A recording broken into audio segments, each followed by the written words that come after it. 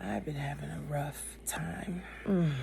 So emotional. There's just a reality that, like, life can just be disappointing sometimes.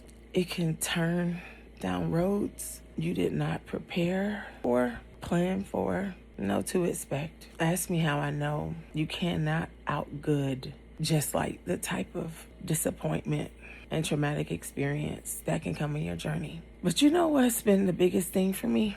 Allowing myself to be honest about, like, God, I don't like this. I don't like it. I know that you're with me and I'm grateful for that, but I don't like I have to do it. I don't like that it's a part of my story.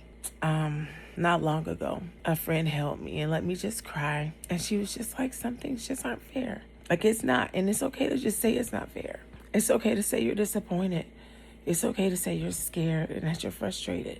It was his choice to make me a human being, to give me all of these beautiful emotions. As much as I love color and creativity, like, emotion is painted all over the journey. And as much as that's a gift, it is also raggedy sometimes. Like, for me, truly, I had to settle. 2020 was tough for everybody, but for me especially. I started the year with disappointment and the shifts just kept coming.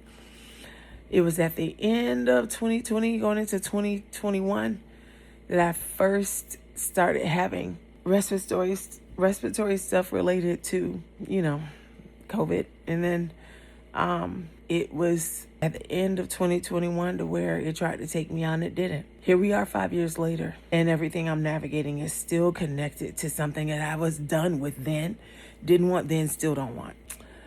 I was raised to not ask questions, I was raised to not complain and just tell the Lord thank you. And here's the truth. There's gift in gratitude. There's like major benefits in and out of the faith. Like, it's proven how valuable gratitude can be.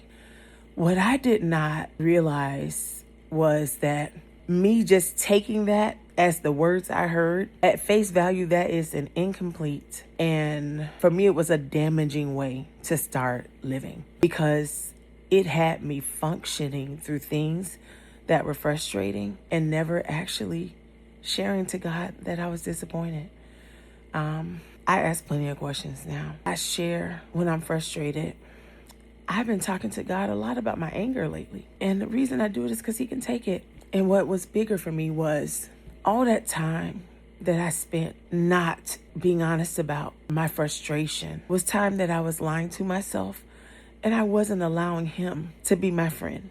I wasn't allowing him to hear from me what he already knew, because he knows my heart. And because I didn't reveal it, I didn't even give him the room to heal it. I value authenticity and appreciate vulnerability and the safety of spaces where I can be. And I wasn't giving God a chance to be that for me, but he's supposed to be my everything. So now where I am is like, I'm allowing myself the space and the grace that he gives me to not get out of balance, to not lose perspective. And I hope it doesn't matter. I was going to say, I hope you understand, like, I'm not lost. But I'm like, you know what?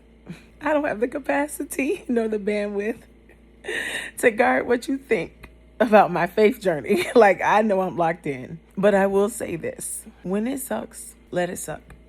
My twin's calling. My auntie. And you can say it. And you can tell him, and you can cry out. And I hope you have spaces outside of your relationship with God and relationship with yourself that allow the truth of where you're at to show up too. This is not always a walk in the park. And on days when it's not, you don't have to pretend like it is. It's not going to be forever. While it's here, if it sucks, you can say that to yourself and say it to God. He can handle it.